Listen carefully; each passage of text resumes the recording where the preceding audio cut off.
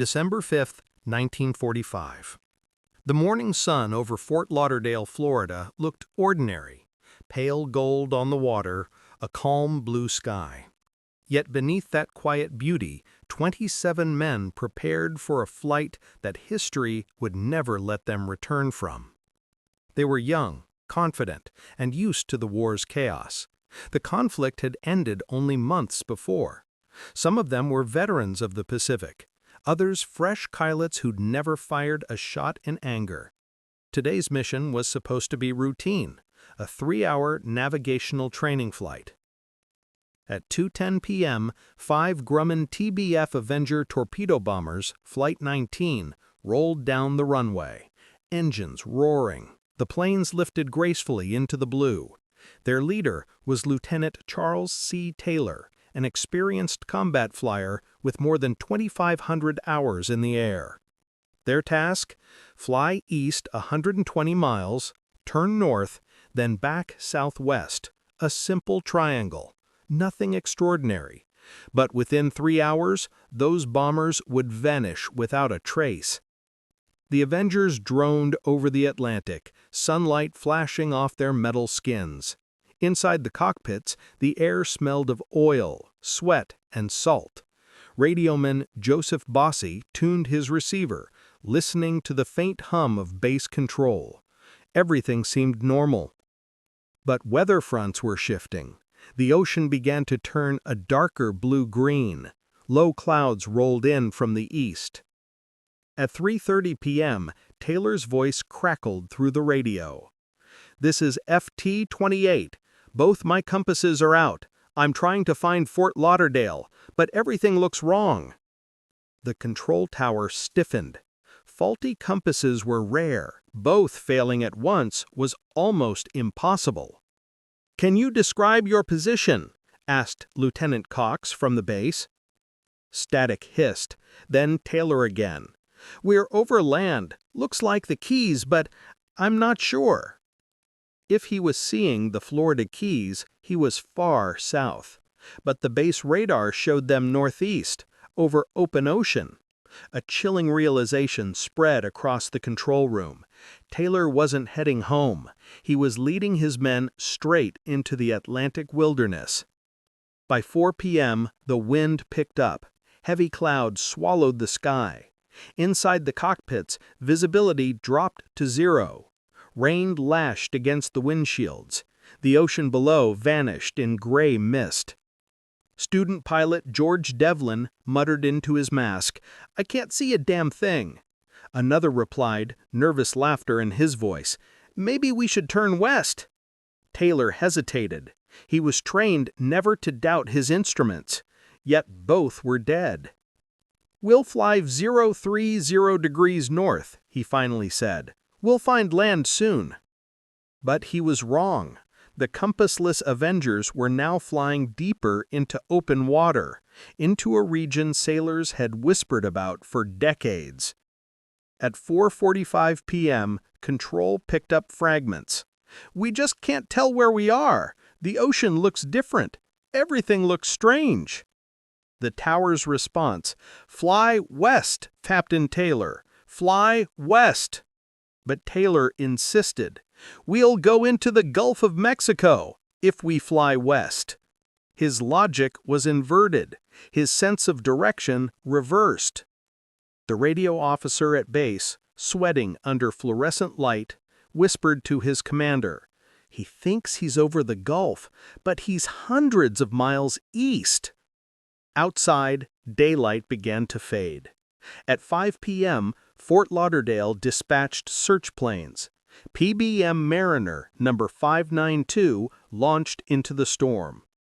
Inside its cabin, 13 men buckled in, unaware they'd soon join the missing. Meanwhile, Flight 19 circled aimlessly above roiling clouds. Fuel gauges creeped lower. Rain turned to sheets. "We can't stay up much longer," one pilot said. "Keep tight formation," Taylor ordered. "When the first one's down, ditch close." The men's voices had changed, the steady rhythm of training replaced by raw fear. The Atlantic below was a churning void. By 6 p.m., radio signals grew weaker. Base control picked up the last coherent transmission.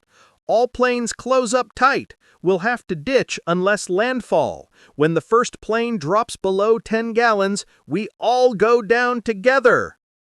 Then, silence. The watch officer at the tower stared at the speaker. "That's the last we got," he said quietly. Search crews would later report a faint flare spotted far out at sea, a distant red glow, swallowed by clouds. At 7:27 p.m., the PBM Mariner No. 592, the very rescue plane sent to find Flight 19, exploded midair. A passing freighter witnessed a sudden orange fireball. No survivors, no wreckage. 2 disappearances within hours. The next morning, December 6th, dawn broke over the Atlantic like a pale bruise. From Miami to Jacksonville, Navy and Coast Guard aircraft combed thousands of square miles. Nothing. No oil slick, no debris, no bodies. A young officer at the Naval Air Station wrote in his log, "It's as if they flew off the edge of the earth." Families waited by telephones that never rang. Mothers in Ohio and Wisconsin received telegrams, missing in action during routine flight. In Washington, reporters pressed for answers. "How can 5 bombers vanish?" a correspondent demanded. The Navy shrugged. The official line was mechanical failure and bad weather, but off the record, officers whispered about compasses spinning like toys and radio bearings that made no sense. One clerk murmured, "That patch of ocean, it swallows things." The term would stick, the Bermuda Triangle. Weeks passed. The Navy scoured every possible route. They found nothing. But those who had listened to the transmissions couldn't forget the tone of Taylor's voice, the confusion, the disbelief. "Everything looks strange. The ocean doesn't look right." Some said he'd seen something impossible, a magnetic anomaly, a mirage, maybe worse. Meteorologists later found an atmospheric inversion that day, warm air trapping cold layers, bending radar and radio signals. Compasses could indeed have gone haywire. Yet even so, 5 aircraft disappearing simultaneously defied logic. By January 1946, the Navy's Board of Inquiry concluded, "We are not able to determine the cause of Flight 19's disappearance." But one admiral scrawled a note in the margin. "Taylor may have been confused, but even confusion leaves wreckage." Nothing ever surfaced. Over the years, sailors reported ghostly signals on the radio, faint Morse beeps, call signs that matched Flight 19's designations. One fishing crew in 1948 swore they'd seen a formation of low-flying planes vanishing into fog without sound. Maybe it was imagination, or maybe the Atlantic keeps its dead. Today, 80 years later, the story of Flight 19 remains one of aviation's greatest mysteries. 5 bombers, 27 men, one routine mission that turned into legend. They vanished not because of monsters or magic, but because war had trained them to trust instruments over instinct. And when the instruments failed, so did everything else. And yet, in that failure, there was something achingly human. The voices of men calling into static, hoping someone might hear them across the dark. "This is FT-28. We can't tell where we are." Those words, fading into the storm, are all that remain. The Search, Theories, and Legacy. December 6, 1945. Dawn broke over the Atlantic with a gray, steely light. The waves rolled endlessly, indifferent to human grief. On the shorelines of Florida, families huddled by radios and telephones, waiting for any sign of their missing sons and husbands. But the airwaves were empty. carrying only static and the haunting echoes of Lieutenant Taylor's last transmission. The Navy launched a massive search operation. Aircraft, destroyers, and even submarines combed thousands of square miles. Pilots flew in tight grids, scanning the gray ocean for any trace of Flight 19. Every ripple of water, every floating object was examined. But the sea, vast and merciless, offered nothing. Lieutenant Commander Robert Cox coordinated the operation from the air station. He studied maps, tracking the last known positions and radio bearings. Reports from the previous days suggested impossible deviations. Compasses had failed, instruments had gone haywire, and every attempt to triangulate the squadron's path ended in contradiction. Meanwhile, news outlets speculated wildly. Headlines asked, "Have 5 American bombers vanished into thin air?" Families demanded answers. The public's imagination ran wild, linking the disappearance to legends of the Bermuda Triangle, magnetic anomalies, and supernatural forces. But behind the sensationalism, the Navy worked methodically, driven by a single painful truth: 27 men were missing, and no one could explain why. Search crews continued their grim task for days. They found oil slicks, floating debris from other flights, and even life rafts, but none belonged to Flight 19. Lieutenant Taylor's meticulous flight plans provided little guidance once instruments failed. Some pilots returned exhausted, their eyes haunted by the gray void where the lost squadron should have been. Reports from other aviators in the area added to the mystery. Pilots described sudden, inexplicable weather changes, erratic compass readings, and even faint, ghostly echoes on the radio. One Mariner crew swore they heard a faint Morse signal repeating FT-28, fading as quickly as it appeared. Though dismissed officially as radio interference, these stories fueled speculation among crews and officers alike. In Washington, the Navy convened a formal inquiry. Investigators pored over flight logs, maintenance records, weather reports, and interviews with surviving instructors. They reconstructed every detail of Flight 19's route, the squadron's speed, and Taylor's decisions. Still, there were inconsistencies that no logical explanation could reconcile. The squadron seemed to have vanished at a specific point over the Atlantic, yet no debris was ever recovered. Some theorists suggested that Flight 19 flew into a pocket of strong atmospheric inversion, a natural phenomenon that could distort compasses and radar. Others believed the pilots became disoriented over the open water, gradually losing cohesion and crashing silently into the sea. These explanations, while plausible, could not account for the absence of wreckage, not even a single floating plane part. Over the following weeks, speculation intensified. Sailors and civilian observers reported strange lights on the horizon, formations of planes that appeared and disappeared without sound. Some thought these were hallucinations, induced by stress or reflection of sunlight on water. Others whispered about something more mysterious, a magnetic anomaly or localized atmospheric distortion, capable of bending reality itself. Historians later analyzed the flight's route, noting its proximity to a region already associated with maritime disappearances. Yet Flight 19 stood apart. Unlike other missing vessels, the squadron left no trace, no witnesses besides distant, unreliable accounts. The disappearance became a case study in aviation anomalies, a puzzle that challenged pilots and scientists alike. Families of the missing men suffered in silence. Letters and telegrams brought little comfort. Every night, spouses and parents imagined their loved ones floating above the endless waves, lost but alive, or conversely, swallowed by the cold ocean depths.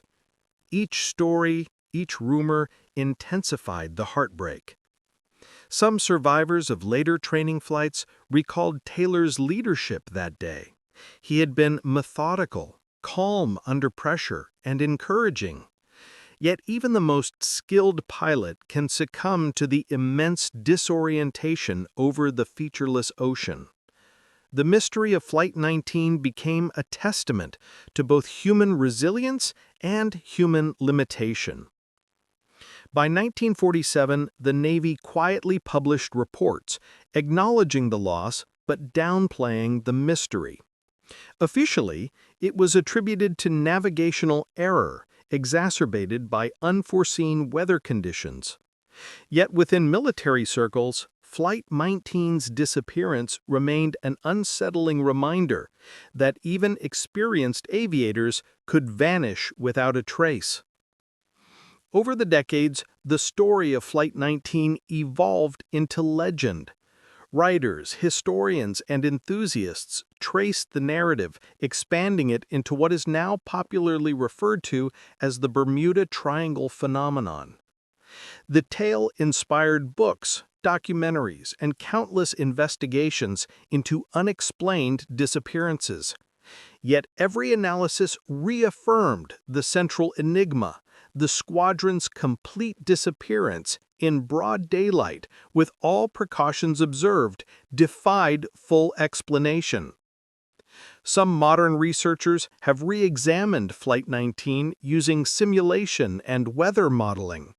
They propose that a combination of compass failure, strong storms, and the psychological pressure on pilots could have led them to fly in circles until fuel exhaustion forced them to ditch. Others still point to magnetic anomalies or optical illusions created by cloud formations and sea conditions. But none can provide the certainty that the families of the lost men sought.